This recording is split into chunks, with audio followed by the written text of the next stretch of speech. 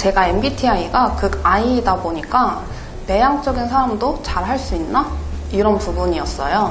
보통 생각하는 영업직은 이제 말 잘하는 사람들만 할 수 있다던가 성격이 엄청 외향적인 그런 사람들한테 유리하거나 아니면 이제 그런 사람들이 잘한다 이런 인식이 있잖아요. 오프라인 영업이 아니라 이제 온라인 영업이라고는 하지만 일단 모르는 사람이랑 얘기를 해야 하기도 하고 내가 먼저 다가가야 할 것 같은 그런 느낌? 원래 이제 제 평소 성격은 이제 말이 많이 없기도 하고 먼저 이제 다가가는 편도 아니거든요. 그래서 만약에 이제 입사를 하면은 나 같은 아이의 성향을 가진 사람도 잘 적응을 할 수 있기는 할까? 아마 이제 내향적인 분들이라면 다 똑같은 고민을 하실 거예요. 근데 이제 막상 입사하고 나니까 제가 생각했던 영업이랑은 되게 다르더라고요.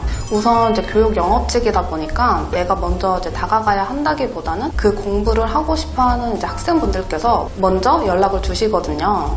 그래서 그 다음 이제 상담하는 것까지도 대면이 아니라 전화나 카톡으로 진행이 되고요. 상대방에서 먼저 연락을 주시고 다가와 주시니까 이제 걱정했던 것보다는 이제 괜찮더라고요. 그리고 이제 상담을 해드릴 때 학생분들의 이제 상황에 맞춰서 공부하는 기간이나 비용이 얼마나 들어가는지 과정에 대한 설명을 해드리게 되는데 저희 일이 제도적인 법적인 테두리에 맞춰서 일하는 거라 어떻게 보면 이제 상담해드리는 내용에 정해진 틀이 있거든요. 그렇기 때문에 말솜씨가 엄청 뛰어나야 잘할 수 있다? 그것도 아니었어요. 물론 이제 말을 잘하면 이제 더 좋겠지만 평범한 수준이어도 일에 대한 적응도 빠르게 하실 수 있을 거고 매출도 충분히 올리고 이 분야에서 성공하실 수 있지 않을까 생각합니다. 저희가 교육 영업이다 보니까 단순히 물건을 판매하고 그냥 끝 이게 아니거든요. 저도 처음 면접 보러 왔을 때 남들이 생각하는 보통의 영업, 그러니까 발로 뛰고 딱 판매에만 목적을 두는 그런 거를 생각했었습니다.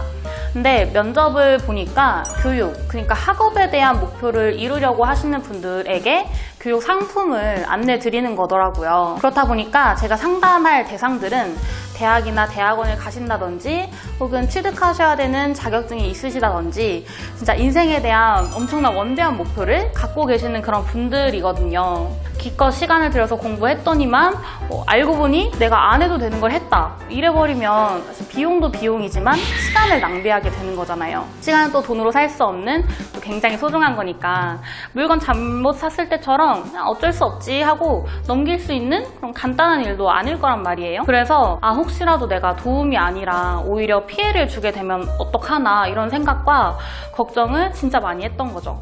저희 예전 이제 영상을 보신 분들은 아시겠지만 제 MBTI가 ENFJ라서 상상을 되게 잘하는 그런 N의 성향을 가지고 있거든요. 그 생각에 빠져있다 보니까 일이 일어나지도 않았는데 심지어 뭐 입사한 것도 아닌데 벌써부터 걱정하고 사고칠 생각부터 하고 있더라고요. 근데 이제 문득 반대로 생각을 해보니까 사람들이 정한 목표를 이룰 수 있게 그러니까 도움을 주는 역할이라면 이렇게 부담 가지는 거 당연히 가져야 되는 거네? 약간 이런 생각이 들더라고요. 어떻게 보면 책임감이 그만큼 있으니까 부담감도 느끼는 거잖아요. 그래서 시간이 지날수록 이 부담감을 너무 부정적으로만 생각하진 않았던 것 같고 마인드를 바꾸게 되니까 오히려 그거를 원동력 삼아서 더 열심히 하면 되겠다 이런 마음을 먹을 수 있게 되더라고요.